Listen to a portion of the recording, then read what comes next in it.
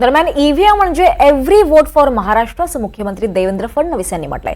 नागपूर अधिवेशनापूर्वी विरोधकांनी ईव्हीएमवर प्रश्नचिन्ह उपस्थित केलाय आणि त्याला उत्तर देताना फडणवीसांनी हे उत्तर दिलंय।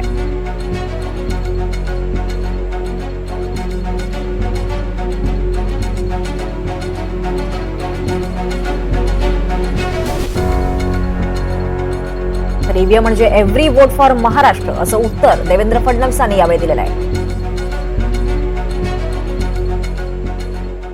की या ईव्हीएमचा अर्थ असा आहे एव्हरी वोट फॉर महाराष्ट्र। महाराष्ट्रातल्या प्रत्येक व्यक्तीने महाराष्ट्राकरता मतदान केलेलं आहे आणि म्हणून आमचं सरकार हे ईव्हीएमचं सरकार आहे, पण त्या ईव्हीएमचा अर्थ आहे every vote for magnetic Maharashtra आणि आम्ही तो महाराष्ट्र घडवण्याकरता या ठिकाणी पुढच्या काळामध्ये कारभार हा निश्चितपणे या ठिकाणी करू।